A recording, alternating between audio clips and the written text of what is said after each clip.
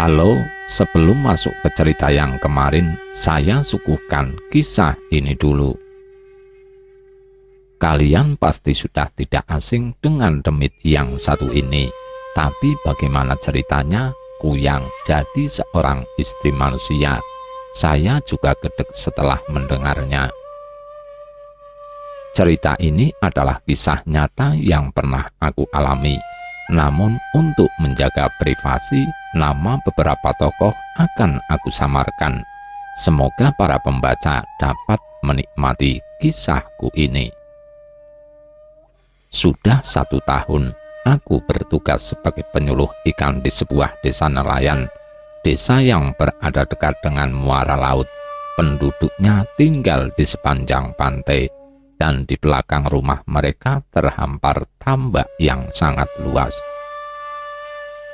Walau pada awalnya tugas itu sangat berat bagiku, bagaikan terdampar di pulau antah berantah, namun tetap aku jalani. Penduduk di desa ini mayoritas memakan ikan dan sagu, jadi sangat jarang aku menemukan sayur-sayuran di sini.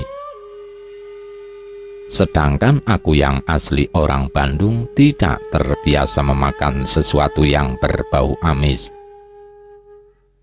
Di sini jika malam tiba hanya lampu kapal yang menerangi desa, karena listrik belum masuk ke daerah ini. Jalur antar desa pun terhubung menggunakan kapal kecil. Jarak antar rumah yang satu dengan yang lainnya lumayan berjauhan. Bahkan azan saja tidak pernah terdengar. Mungkin malah tak ada musola di desa ini, membuat aku yang dibesarkan di lingkungan pesantren dan jauh dari keluarga merasa tambah kesepian tinggal di sini.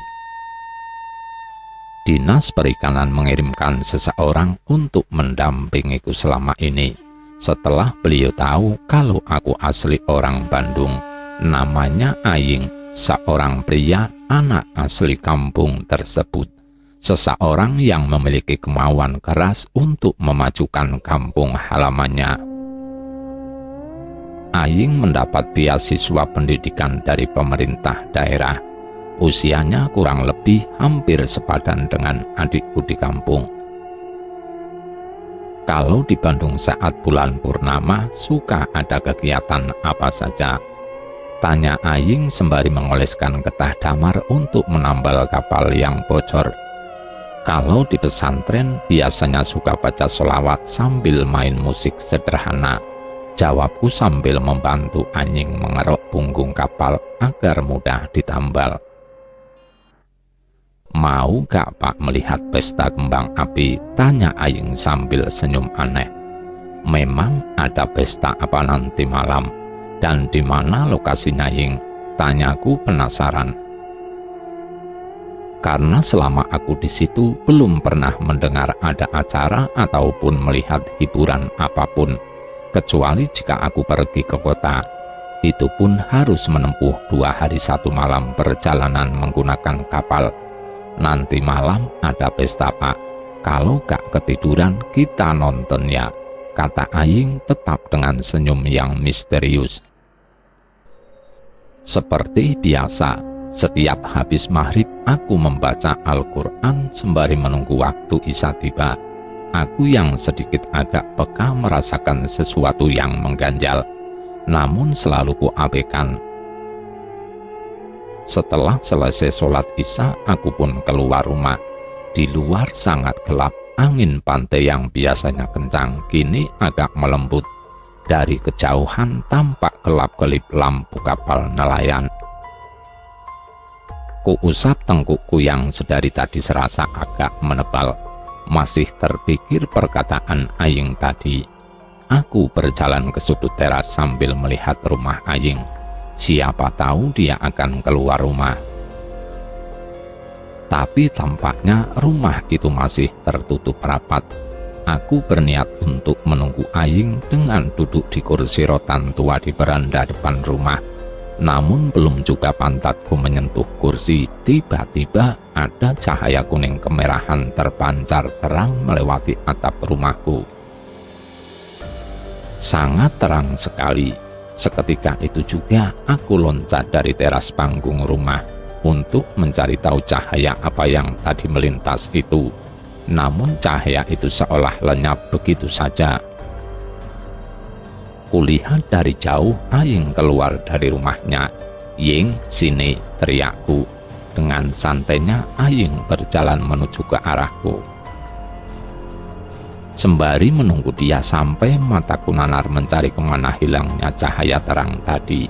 Sesekali menengok ke arah Aing yang tak kunjung sampai, namun bayangannya masih tampak jelas berjalan ke arahku. Kualihkan pandanganku ke arah laut, berusaha mengalihkan rasa yang tak nyaman ini. Angin laut bergerak merangsak naik semakin dingin. Yang biasanya suara ombak terdengar bergemuruh, saat itu sangat sunyi. Hanya suara daun kelapa yang tertiup angin laut. Seperti suara bersiul lirih menyayat hati. Entah hanya perasaanku saja atau apa, seketika aku merasakan bulu kudukku merinding. Tercium aroma amis yang sangat menyengat dari sebelah kananku. Aku pun menoleh, dan seketika itu juga tubuhku kaku. Mataku terbelalak tak berkedip. Jantungku berdetak kencang, seakan nafasku berhenti. Tubuhku mematung dengan mulut menganga. Tampak jelas di depanku yang hanya berjarak 5 meter. Sosok tubuh berbalut kain lusuh berwarna abu. Lekuk tubuhnya tak nampak, bahkan seperti tidak memiliki bahu.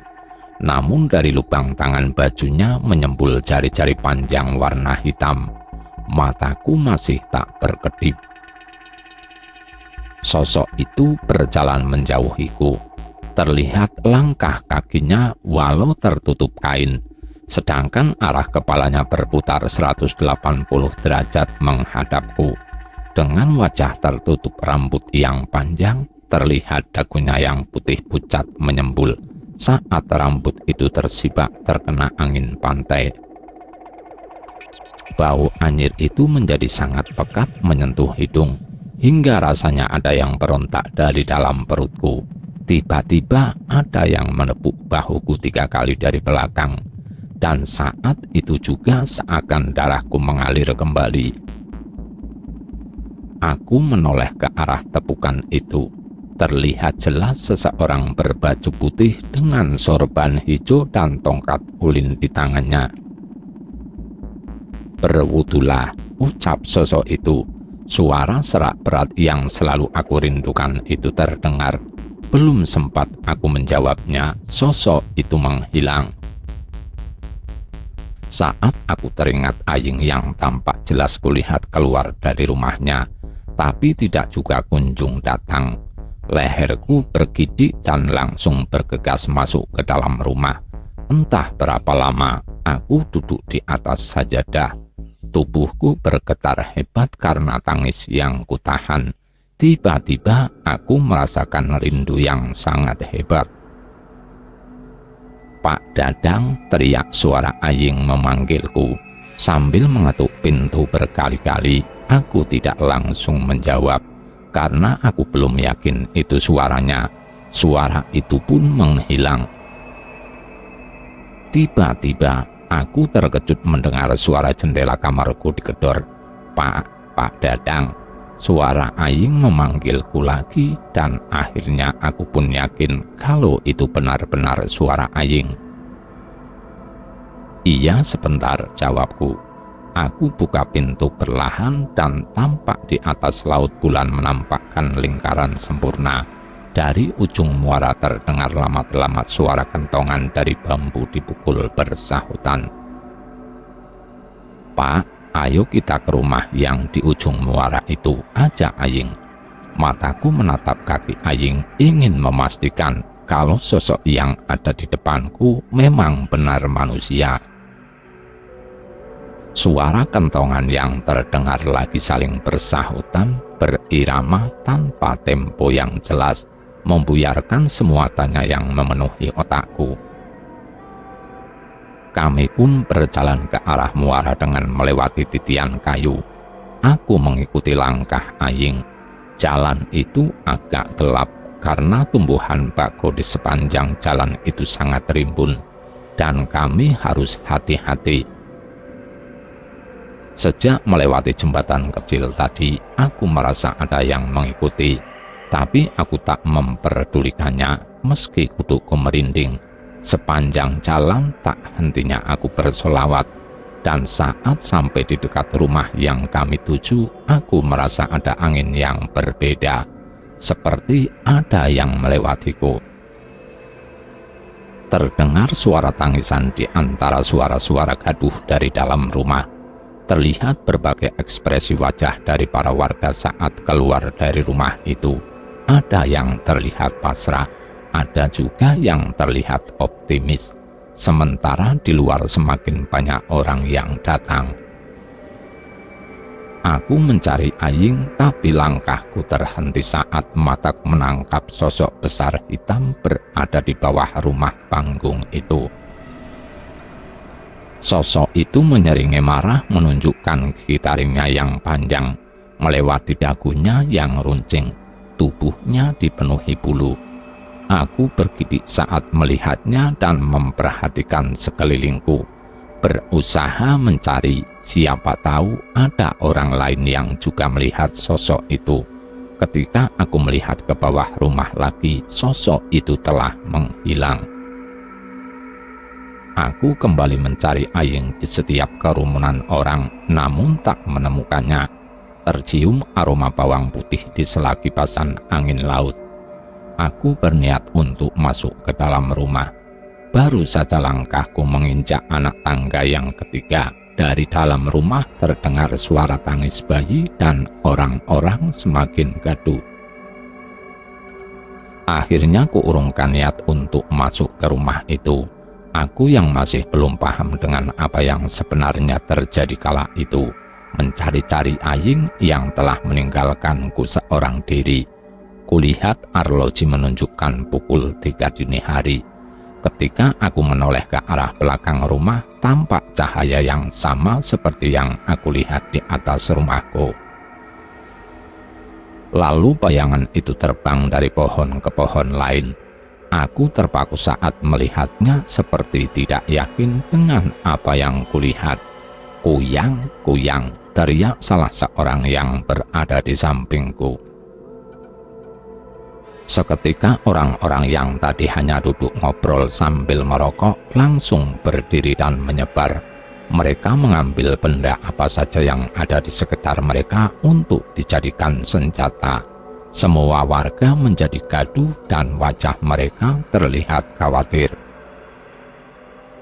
"Buru!" teriak salah seorang yang juga melihat bayangan terbang di balik pepohonan bakau di pinggir ombak. Sebagian orang berlari mengejar dan berpencar sambil membunyikan kentongan. "Bunuh kuyang itu!" Teriakan demi teriakan saling menyahut diiringi suara kentongan. Aku dan beberapa orang berlari melewati jembatan kayu sambil mata kami mengikuti arah cahaya itu, yang terkadang tertutup dedaunan. Suara-suara teriakan itu sudah tidak ada, namun suara kentongan masih terdengar walau jarang. Sepertinya mereka kehilangan arah karena cahaya itu lenyap di antara pepohonan nipah. Langkah kami terhenti di jalan setapak. Kami semua kehilangan jejak cahaya itu. Orang-orang saling menggerutu dengan bahasa daerah yang sama sekali tak aku mengerti. Masing-masing dari kami berputar mencari apa saja yang dicurigai. Aku pun sudah tak lagi memikirkan keberadaan Aying. Sayup dari kampung sebelah terdengar suara pengajian, pertanda menjelang subuh. Kami pun berjalan menuju rumah masing-masing. Hidungku mencium aroma kopi, dengan malas aku buka mata perlahan. Tasbihku jatuh. Rupanya aku tertidur setelah selesai menunaikan salat subuh. Entah sudah jam berapa sekarang, perutku sudah sangat perih. Oh, "Bapak sudah bangun." "Maaf Pak," saya langsung masuk karena waktu saya panggil tidak ada jawaban, kata Aying. Dia membawakanku kopi khas daerah sini. Kemudian ia berjalan ke dapur. Saya lihat pintu sedikit terbuka. Saya khawatir ada apa-apa dengan Bapak. Tapi setelah saya lihat Bapak sedang tertidur pulas, lanjut Aying dari arah dapur. Aku bangun dan duduk di kursi dekat meja makan. Kemudian menyeruput kopi panas bikinan Aying. Dia memang sudah biasa keluar masuk rumah dinasku. Jika dilihat nyata ada makanan, dia masak apa saja yang ada di dapur. Terkadang dia juga ikut makan atau tidur di rumahku tanpa ada rasa sungkan. Aroma mie dan telur dadar bikin perut langsung terasa kosong. "Pak, mau ikut melayat gak?" tanya Aying sambil menyuguhkan sepiring mie ke atas meja. "Siapa yang meninggal?" tanyaku mengernyitkan dahi. "Ibu yang tadi melahirkan itu tadi pagi meninggal, kata orang karena pendarahan. Tapi anehnya tidak ada darah yang tersisa, baik di tempat melahirkannya atau di kainnya," lanjut Aying sambil menyerahkan segelas air padaku.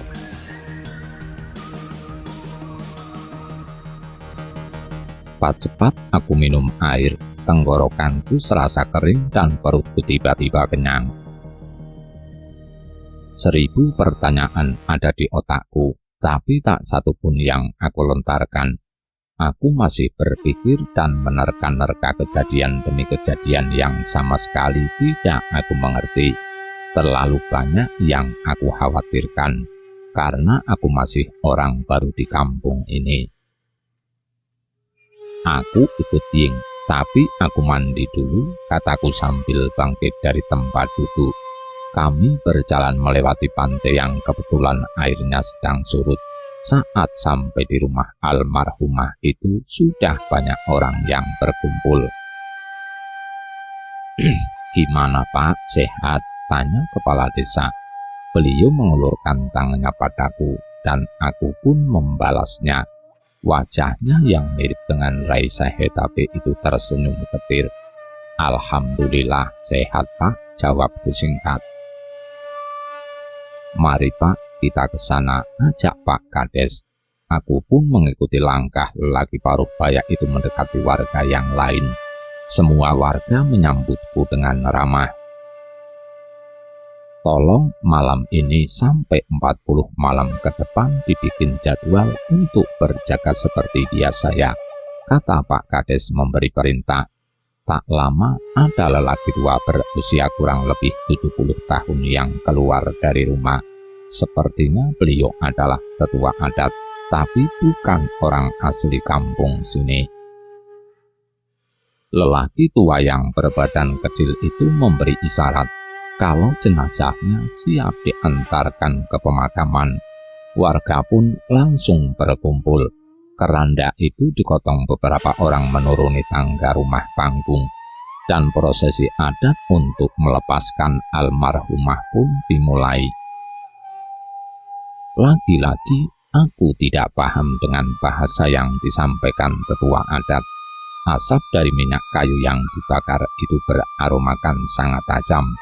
Beberapa kali diputarkan mengelilingi orang yang mengangkat keranda itu. Mataku tiba-tiba menangkap sosok perempuan yang berbeda dengan yang lain. Perempuan itu berbaju putih dengan wajah pucat dan rambut tergarai panjang tertutup selendang tipis berwarna putih. Wajah itu tampak sedih, pandangannya kosong. Telingaku seakan menuli. Aku tidak lagi mendengar dan memperhatikan runutan proses pelepasan almarhumah, hingga tiba-tiba terdengar suara tangis bayi mengagetkanku. Bahkan tampak semua orang terkejut dan hampir semua ibu-ibu menangis. "Cup, cup sayang," ucap ibu dari bayi itu yang berusaha untuk menenangkan sembari menggoyang-goyangkan badan. Tapi tangisnya semakin melengking.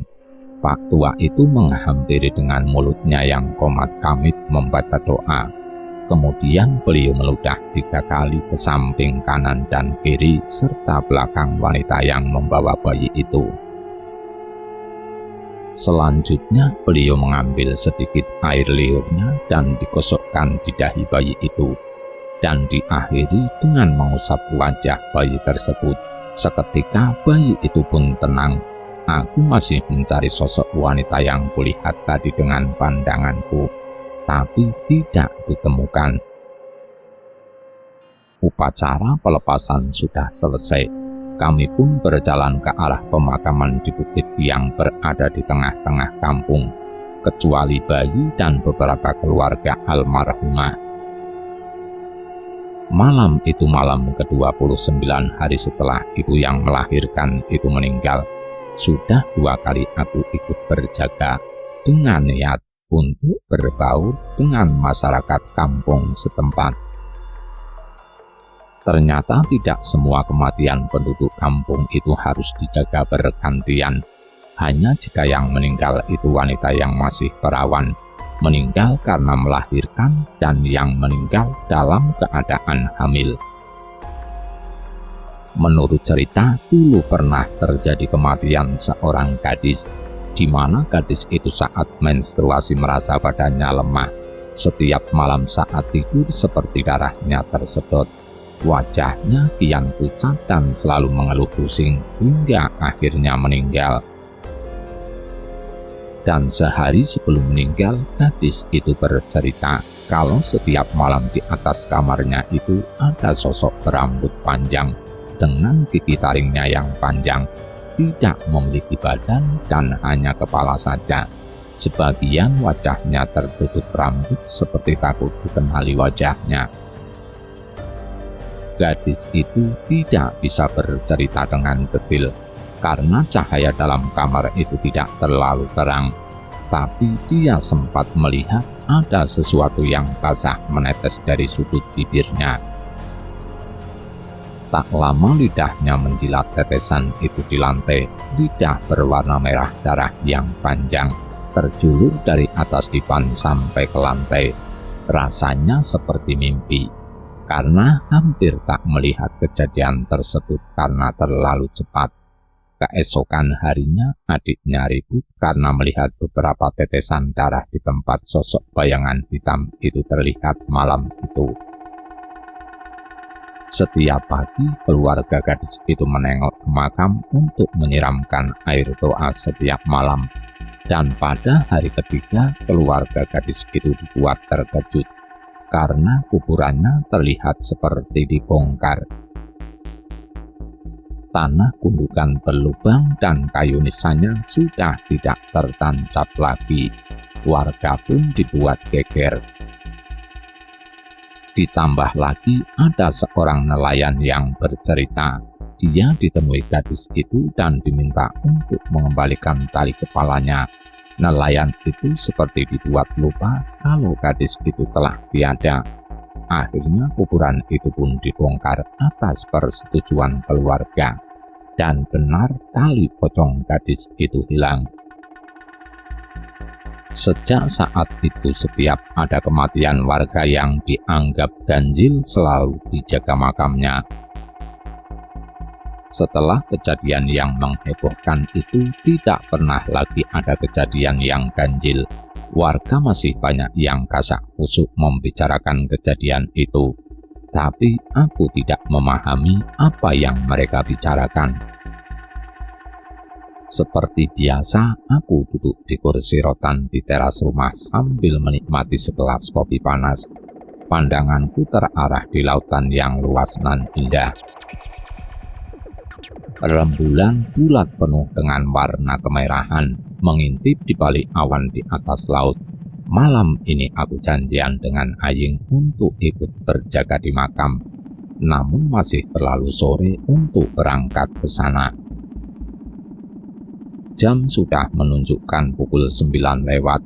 Seketika aku ingat kalau malam ini adalah malam Jumat.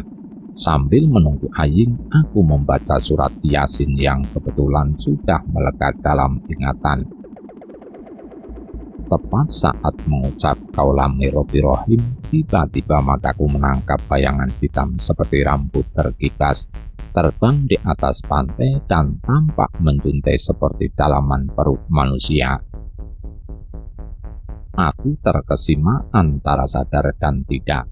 Logikaku berputar, menerka makhluk apa yang baru saja kulihat. Kuyang gumamku menerka. Tanpa sadar aku sudah berada di pinggir pantai. Entah kapan kakiku melangkah, pandanganku masih mengikuti makhluk itu yang tinggal hanya bayangan rambutnya terkipas berwarna hitam. Walaupun hanya cahaya rembulan yang menerangi, masih cukup bagi mataku untuk menangkap bayangan makhluk itu. Terdengar kentongan berbunyi saling bersahutan dari arah ujung desa dekat dengan menara pantai, searah yang dilewati makhluk itu. Semakin banyak suara-suara yang dibunyikan. Sepertinya apa yang ditemui orang itulah yang menjadi penyebabnya. Bayangan itu mengecil terbang entah kemana, dan suara yang tadinya ramai semakin sedikit. Sebelum membalikkan badan, aku memandangi rembulan yang bersinar kemerahan, cantik namun sedikit mengerikan. Saat bulan purnama tiba, jarang sekali nelayan mendapatkan ikan. Mungkin dengan bantuan cahaya bulan, ikannya sedikit lebih pintar, sehingga tidak mudah terjebak dan tertipu oleh jaring atau umpan. Setelah puas memandang laut dengan angin yang dingin kian menusuk tulang, air laut tanpa kusadari sudah menyentuh kakiku, tandanya pasang mulai tinggi. Aku pun berniat untuk kembali ke rumah, dan saat aku membalikkan badan, aku terkejut dengan bayangan putih berdiri tegak di depan rumahku. Aing, ngagetin aja, pikirku. Aku pun berjalan menunduk, khawatir kakiku menginjak sesuatu. Saat perlahan aku dongakkan wajahku ke depan, lagi-lagi aku dibuat tegang. Bayangan putih itu menghilang. Aku pun berhenti tengok sana-sini mencari bayangan itu, namun tak kutemukan. Aku putar kembali badanku berkali-kali, tetap saja tak melihat lagi bayangan itu. Aku pun mempercepat langkahku, bergegas naik ke dalam rumah. Tanpa peduli dengan kopi tadi yang ada di teras yang belum habis aku minum, kukunci pintu rumah. Lama aku terdiam duduk di kursi dekat meja makan. Aku minum air putih sisa makan tadi yang tinggal sedikit. Aku atur napasku. Pikiranku kacau penuh tanya. Aku tak habis pikir kampung yang begitu tenang, nyaman, dan aman selama aku tinggali. Kenapa akhir-akhir ini jadi sangat ganjil? Siapa sebenarnya bayangan putih itu, dan apa maksudnya? Kalau itu memang Aying, benar-benar gak lucu, gumamku. Selama aku tinggal di sini, aku memang sering mendengar, dan bahkan Aying sendiri sering cerita tentang betapa usil dan jahilnya dia. Tapi selama ini Aying tidak pernah usil atau jahil padaku. Bahkan kadang bercandanya pun tampak kaku, terlihat seperti ditahan. Kuyang, makhluk apalagi itu, kataku berulang-ulang sambil mengernyitkan dahi dan mengusap jenggot tipis di dagu. Tiba-tiba kepalaku serasa berat, entah karena efek terkejut atau memikirkan kejadian demi kejadian yang tak juga terjawab. Akhirnya aku pun tertidur dan tidak lagi memperdulikan apapun hingga pagi. Aku masih enggan bangun, kepalaku masih terasa berat dan tangan kananku serasa kesemutan. Rupanya posisiku tidur semalaman tidak berubah. Kudengar suara-suara di luar sana seperti orang sedang membicarakan sesuatu sambil beraktivitas di atas kapal yang bersandar. Kucoba untuk mengangkat kepala, ternyata masih berat, dan tanganku pun masih kebas. Pelan-pelan kuelus sambil menekan-nekan, berharap darahnya segera mengalir dengan lancar. Aku pun berusaha untuk tidur kembali. Saat tidur, aku mimpi anak. Mimpi anak adalah mimpi yang terjadi di saat tidur disambung. Saat itu aku sedang hendak ke Suro, tiba-tiba ada yang memanggilku di balik bambu dekat Suro. Langkahku pun berhenti, dan aku hanya diam mematung, meyakinkan memang benar ada yang memanggil. Dadang, Dadang. Suara itu kembali manggil. Suaranya sangat khas dan jelas. Aku menoleh memperhatikan ke arah sumber suara itu, mencari-cari sang pemilik suara di antara sela-sela pohon bambu yang rimbun dan sangat teduh. Dang, kadialah, suara itu memintanya untuk datang.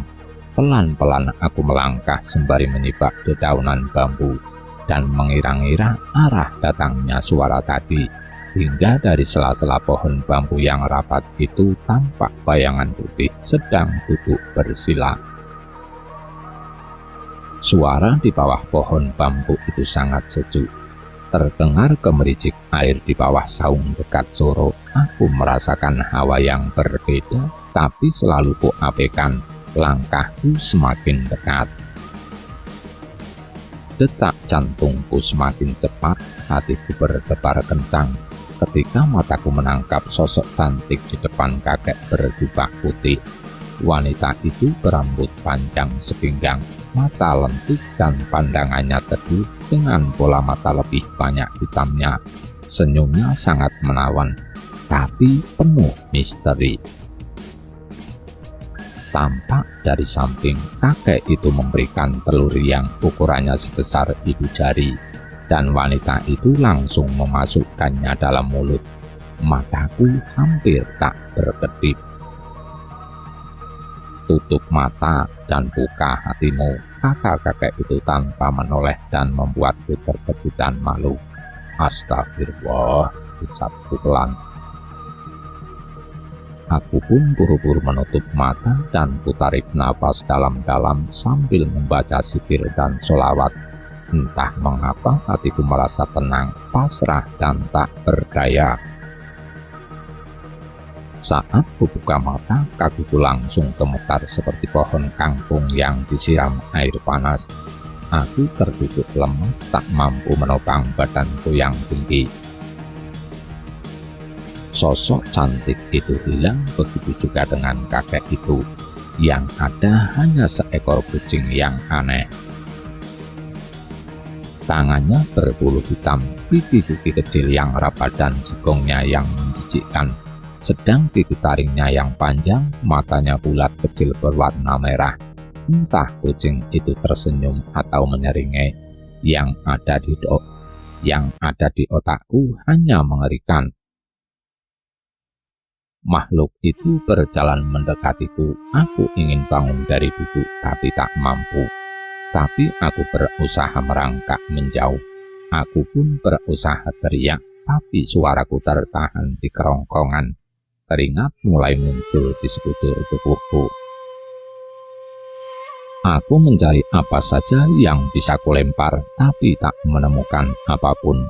Dan tanganku meraba-raba kantong baju, berusaha mencari tasbih yang tidak pernah tertinggal setiap aku pergi kemanapun, tapi ternyata sia-sia.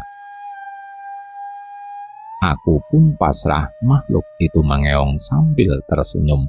Entah senyum puas berhasil mempermainkan aku atau berusaha membuatku tenang, tapi aku sudah dihinggapi ketakutan yang amat sangat. Jika memang waktunya aku mati, ya Allah, ampuni semua dosaku dengan segala pengampunan-Mu ya Allah. Jangan dengan keadilan-Mu, otakku berkecamuk. Saat jarak makhluk itu tidak terlalu jauh, tangannya berusaha menggapai bahuku. Aku pun memejamkan mata sambil membaca 2 kalimat syahadat. Suara itu terdengar seperti minta tolong. Saat yang bersamaan, Pak Dadang, suara Aying memanggil dari samping jendela, dan mataku terbuka, nafasku tersengal-sengal, bajuku basah, dan di dahiku masih ada beberapa butir keringat yang masih melekat. Astagfirullah, berkali-kali aku istighfar sambil berusaha mengatur nafas. Aku bergegas ke meja makan dan mengambil air minum, lega rasanya. Aku merasakan kepalaku yang tadinya berat sekali sekarang agak ringan. Begitu juga tanganku sudah tidak kebas lagi, tapi perutku yang pedih. Kulirik jam tanganku yang kebetulan berada di samping dengan posisi yang mudah terlihat. Astagfirullah, kumanku. Pantas perutku perih, pedih, sudah siang ternyata, gumamku. Pak, teriak Aying dari luar terdengar lebih keras dari yang tadi. Iya, apa Ying? Balasku agak keras hingga aku merasa perutku semakin pedih karena energi yang tersisa kupakai untuk teriak. Suara langkah kaki menaiki tangga di teras rumahku. Mungkin itu Aying, gumamku. Aku pun melangkah ke pintu depan dan membukanya. Mataku langsung terpejam karena silau dengan sinar matahari yang sudah berada di atas rumahku. Pak, itu ada kue dari Mamak sedikit, kata Aying menunjuk wadah kecil berwarna hijau di atas meja. Aku pun langsung membukanya dan memakan kue basah itu tanpa berucap apa-apa. Kue itu amat sangat manis karena mereka terbiasa membuat kue atau minuman serba manis.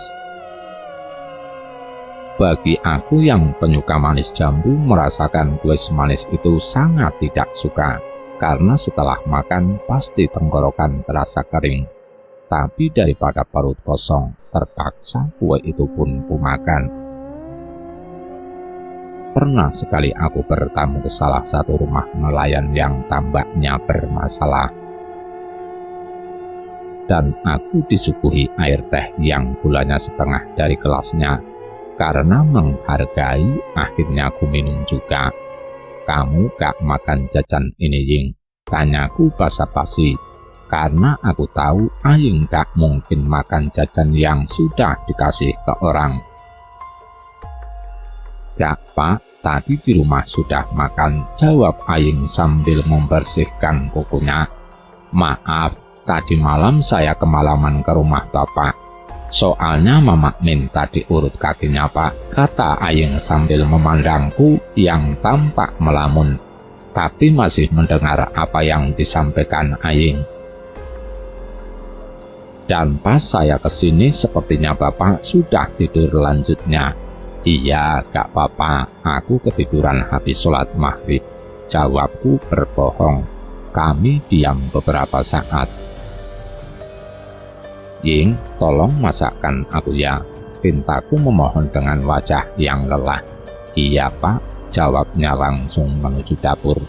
Pikiranku masih teringat dengan mimpi itu. Belum pernah aku bermimpi seseram ini kecuali dulu sewaktu SMA. Ketika itu ada cewek yang mengejar aku, sedangkan aku tidak diperbolehkan untuk mendekati cewek dalam arti pacaran. Bahkan sampai orang tua cewek itu datang untuk melamarku. Tapi sama abah ditolak secara halus. Cewek itu tidak terima, dan ia meminta bantuan orang pintar untuk mengguna-gunaiku. Karena aku selalu berpikir positif kepada siapapun, saat habis turnamen basket, aku kelelahan dan tenggorokanku kering. Cewek itu memberiku botol minuman. Aku pun meminumnya tanpa berpikir panjang. Sepulang sekolah biasanya langsung ke Suro untuk mengajar ngaji. Hari ini aku mengantuk sekali dan aku pun bermimpi bertemu kakek berjubah putih itu. Kakek itu memberiku buah kecil berwarna coklat tua. Baunya menyengat tidak enak. Begitu menciumnya perutku langsung mual ingin muntah, tapi kutahan. Dalam buah itu berisi daging buah warna putih. Ketika ku makan seperti menelan air es sejuk dan dingin. Dan ketika aku bangun, aku langsung dipeluk Umi sambil menangis mengucap syukur. Kata Umi, aku sudah 2 hari gak bangun. Badanku panas. Saat tidur aku sering mengikut dengan mengatakan mau ikut dan menyebut nama cewek itu. Secara bergiliran anak-anak santri mengaji di kamarku. Semoga cuma kembang mimpi, gumamku sambil makan kue yang tersisa sedikit di tanganku. Tapi kembang naonnya serem pisan. Aku menghela nafas panjang dan senyum lucu karena merasa aneh. Aku pun bergegas masuk ke dalam rumahku. Assalamualaikum, ada bapaknya Bu? Tanyaku dengan suara setengah gugup. Tampak di wajah wanita itu sedikit mengernyitkan dahi seperti heran. Aku pun ikut bingung, takut ada yang salah. Oh, mau mencari Pak Sabar. Pintu sebelah Pak, katanya sambil menunjuk pintu sebelah seolah mengerti tujuanku. Ketuk saja, beliau sudah bangun dari tadi. Lanjutnya sambil tersenyum. Sepertinya paham jika aku baru pertama kali bertemu di rumah dinas itu. Terima kasih, maaf karena baru kali ini ke sini. Biasanya cuma di kantor saja, kataku menjelaskan sambil tersenyum konyol. Aku pun akhirnya berjalan ke pintu sebelah dengan yakin. Kuletakkan tasku di atas meja kecil di samping pintu. Baru saja hendak mengetuk pintu, dari arah jalan utama ada suara orang yang sudah aku kenal. Ya, suara Pak Sukarsono. Aku pun membalik badan, tidak jadi mengetuk pintu. Halo Pak Bose, pagi banget ya, takut ketinggalan kayaknya. Teriak lelaki kurus itu dengan logat ngapaknya sambil berjalan di atas jembatan kayu. Tampak garis kecoklatan pertanda jembatan itu sudah terendam air. Kalau tidak bekas banjir berarti bekas air sungai pasang besar. Aku hanya membalasnya dengan senyum sambil menunggunya di teras rumah Pak Sabar. Aku duduk di atas lantai ulin yang hitam mengkilap, pertanda sering dipel dingin. Kusambut salam kompak gaya ala anak muda dari tangan lelaki itu. Kemudian dia duduk di sampingku sambil senyum usil. Masih cungkring aja, makanya kalau makan jangan lupa baca doa. Biar setannya gak ikutan makan, ucap ngeledek. Ya Ustadz, setannya udah kapok, gak mau lagi makan sama saya. Selorohnya bercanda, tangan lelaki itu sambil menggoyang-goyangkan lututku. Baca doanya di tengah-tengah makan, habis itu saya minum. Sebelum minum baca doa dulu, jadikan setannya keselak, dia gak bisa minum. Gitu Pak Ustadz, imbuhnya sambil senyum merasa cerdas. Alisnya digerakkan naik turun berkali-kali. Belum aku jawab perkataannya, tiba-tiba pintu terbuka dan menyembul wajah imut dan manis dari balik pintu. Om, kata Mama disuruh masuk dulu sarapan bareng, kata gadis kecil itu menyampaikan pesan. Kami langsung bergegas masuk dan di dalam sudah tertata semua hidangan untuk sarapan. Ternyata aroma masakan ikan yang tercium itu dari sini batinku. Aku langsung duduk sedang Pak Karsono langsung masuk ke dalam seperti keluarga sendiri tanpa canggung. Itu yang di atas meja, bawa aja semua keluar. Ning, panggil ibu di sebelah, ajak sarapan bareng. Terdengar suara wanita dari dalam. Tidak lama seorang gadis tertunduk malu melewatiku, berjalan ke arah luar, dan di belakang disusul Pak Kar sambil membawa makanan. Aku pun membantu menata kembali letak piring, menggesernya agar tidak terlalu kesulitan saat mengambil. "Makan besar kita Pak Ustadz," kata Pak Karsono sambil mengambil kerupuk dalam toples. Aku hanya tersenyum. Mataku hanya tertarik sama lalapan mentah di depanku. Ada kacang panjang, kemangi, dan daun singkong rebus. Seperti ada yang mengatur. Dari dalam Pak Sabar dan istrinya keluar, dan dari luar gadis kecil yang tadi lewat masuk bersama wanita yang tadi kutemui pertama kali. Pak Sabar sudah berpakaian rapi seperti sudah siap berangkat. Pak Karsono melihat Pak Sabar sudah rapi tampak kebingungan, seperti merasa tidak enak. "Wah, berarti tinggal aku yang belum siap ya, untung sudah mandi," ucapnya sambil menepuk jidatnya sendiri. Kupikir Pak Karsono tidak ikut karena cuma pakai sarung saja, dan kami pun tersenyum sambil geleng-geleng kepala gak habis pikir.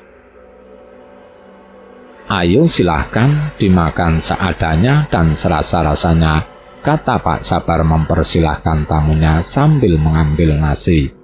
Aku baru ingat kalau di luar ada Pak Baju menunggu di kapal. Aku pun permisi untuk mengajak Pak Baju sarapan bersama. "Pak, sini dulu naik sebentar," pintaku berteriak. Jarak antara rumah dan sungai hanya sepanjang lapangan basket. Pak Baju tampak berjalan ke arahku. Setelah sampai, aku pun mengajaknya masuk. "Mari sarapan Pak," ajak Pak Sabar sambil menyerongkan ikan kakap goreng. Aku menikmati makan lalapan dan asam manis ikan asin. Rasanya seperti pulang kampung. Jarang sekali aku makan seperti ini selama berada di perantauan.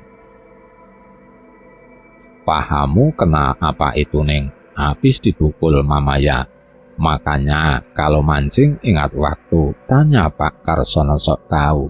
Aku pun menoleh secara spontan dan melihat warna hitam kebiruan di paha gadis kecil itu yang tampak putih karena celana pendeknya tersingkap. Aku merasakan nyeri membayangkan saat anak itu dipukuli. Orang kalau disuruh tidur dalam kelambu gak pernah mau, jelas Bu Sabar.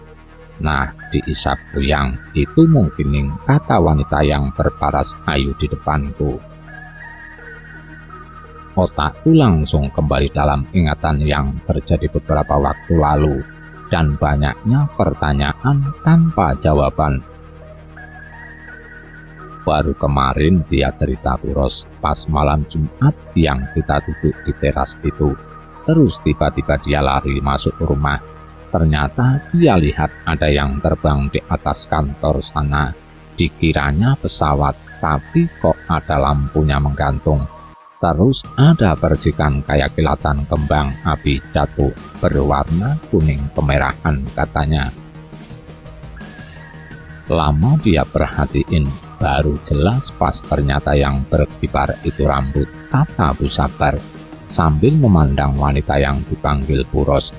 "Oh, pantas. Terus paginya anak bayi yang di ujung itu meninggal ya," imbuh Puros. Kami hanya mendengarkan saja pembicaraan itu hingga kami pun selesai makan.